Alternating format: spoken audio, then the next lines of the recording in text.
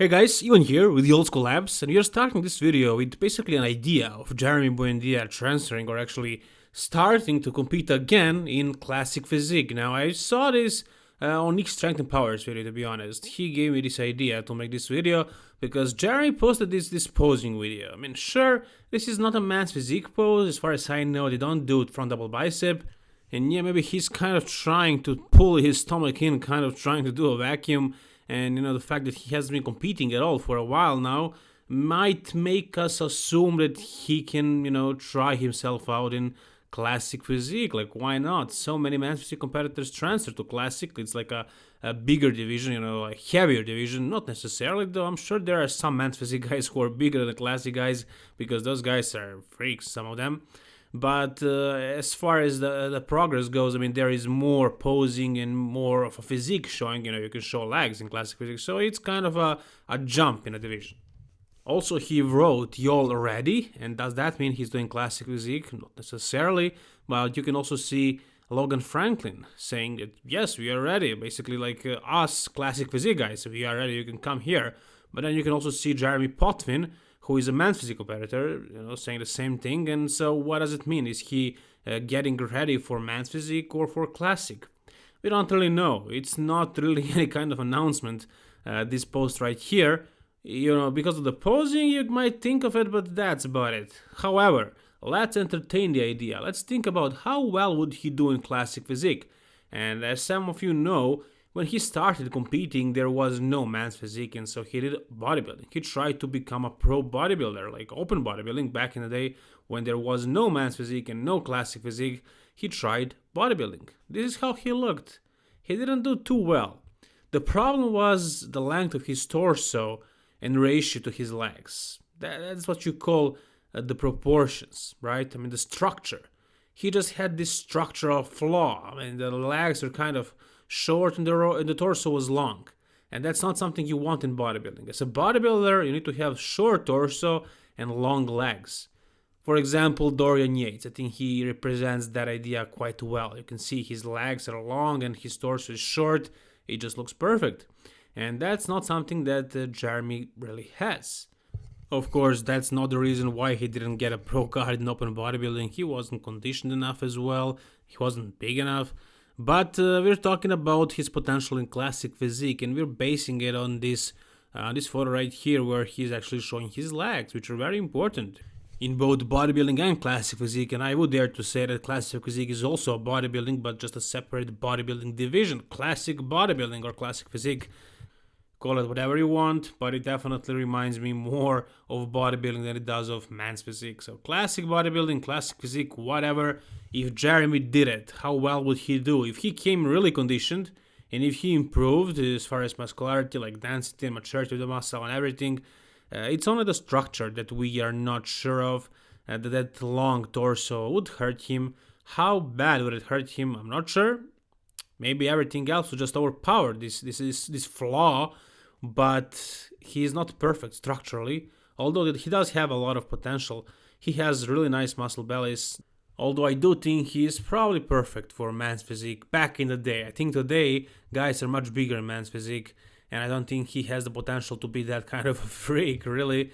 But what he was a champion, that's what he was meant for. And I think he would do decent in Classic Physique, but I don't see him like beating Chris Bumstead or anything like that. I don't see him doing better than Logan Franklin either. That's just my take. I might be wrong. Whatever you guys think, tell me down below. Alright, next I gotta mention the boogeyman, Blessing Awodibu. This guy is kind of an entertainer, a comedian in bodybuilding, but he's also a beast. Like, he's really big, guys. I mean, really big. And he was about to have a pro debut last year, although everything with the situation with COVID kind of prevented him from doing that, and he delayed his pro debut, and he's prepping for it now, it seems. He's posting a lot of photos, a lot of updates. He's training really hard, and he is going to be, I'm sure, guys, I'm telling you, he's going to be something like Nick Walker. I think he's going to be one of those guys who's having a pro debut and absolutely dwarfing everybody else. He is really big, this guy. He has a lot of muscle. The conditioning was the problem before, and I'm sure it will be again. I'm not sure, but it probably will be. For those guys who have trouble like getting totally shredded, they usually don't become super shredded in 1 year, They have to compete for a while and then they gain that kind of muscle maturity or just conditioning, call it whatever you will. But I think this guy has a lot of mass and a lot of potential in every sense in bodybuilding, in open bodybuilding, in pro scene, because he is a pro. He became a pro and now he needs to have a pro debut, and we'll see how well he does against the other pros. And I'm not sure how well will he do at his first pro show, but eventually, with his mass, especially now when we have freaks returning and dominating bodybuilding stages, like Big Ramy is the Mr. Olympia right now, and he's the biggest of them all. If you have that guy, representing bodybuilding, and that's what everybody else is striving for, of course, if they want to beat him eventually, they will have to be as big as Big Ramy, so that kind of sends a message. And this guy right here, Blessing Awodibu, is one of those guys, and I can't wait to see him on stage, huge and peeled. We'll see how peeled can he actually get, and I'm sure whatever he does with that mass, it's gonna be a good package, and he will probably surprise a lot of us. Next, we have Patrick Moore updating us with a couple of shots of his back and some other videos of himself training, and we can get the idea of what he looks like right now, and it kind of looks like he's training for something. It looks like he has a show in plan. I don't know how much can you really plan shows for this year due to the situation, but he probably has an idea of competing sometime soon. Back in 2019, when he took that 10th spot at the Mr. Olympia, he was so hyped. Everybody expected him to do much better the next time he competes. Some people, thought he might win the Mr. Olympia eventually. He was the biggest surprise of that show. I mean, he really brought the conditioning, crazy level of it. People liked that. And also, he has those classic lines, static lines. So he was definitely a sight to be seen. And everybody expected him to do so well if he somehow managed to gain mass.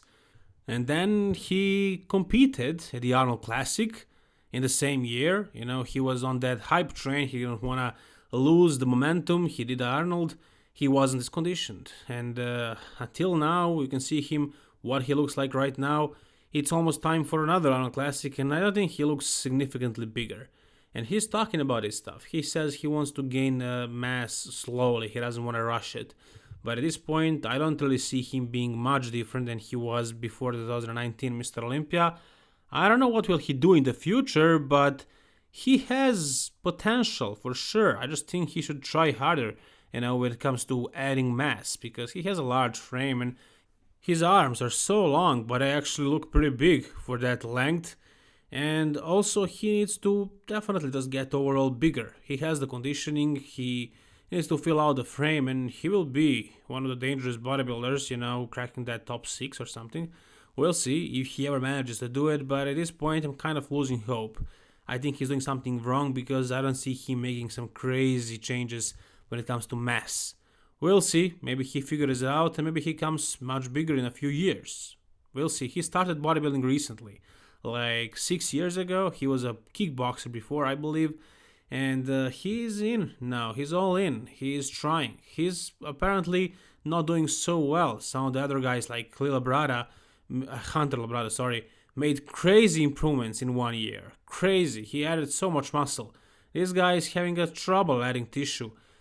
I'm not sure why this is, but hopefully he will figure it out and he will realize he needs to get bigger. And he needs to do something else, because whatever he's doing, I don't think it's working. I don't think he's getting super huge. So yeah, let's give him some more time. Hopefully he will eventually, have that muscle that he was lacking and, place better. And for the end, we have a story about the mountain, Hafthor Bjornsson. Yeah, this is not bodybuilding, but I'm sure every bodybuilding fan knows about Hafthor Bjornsson. I'm pretty sure that most people in the world know about the mountain from Game of Thrones, and this was interesting when I saw it. I just wanted to share it with you guys if you didn't see it. It was posted only 7 hours ago. So he says, a little update for you guys. So Saturday I started to feel ill and decided to get tested again, even though I just got tested on the 19th and that test came back negative. The test I did on Saturday, the 23rd, came back positive, and I've been laying in bed since. The next 2 weeks will be isolation for me. This is no joke. Stay safe, people. I don't wish this on anyone. Blah, blah, blah. So basically, he got COVID. Hafthor Bjornsson is apparently feeling ill and he's laying in bed right now because he does have corona. He got sick and now he's gonna have, a couple of weeks of resting and recovering, and he will be in the gym as soon as possible. But I'm sure he will take this rather easily. He's a big man. It's even surprising for him to have any symptoms. Really, I would expect this big of a guy, somebody who is doing this kind of extreme sports, to be really resilient when it comes to these viruses. But he also kind of lost a lot of weight recently, to be a boxer because he's preparing for that match with Eddie Hall. So for that reason, he probably jeopardized his immune system a little, and that's why he's having a little bit more severe symptoms of the virus. But I'm sure he will be okay in the end. Anyways, just a reminder for you guys to be safe out there. That's gonna do it for this video, guys. If you enjoyed it, please like it. If you want to see more, subscribe to this channel. All the best, guys, and keep it old school.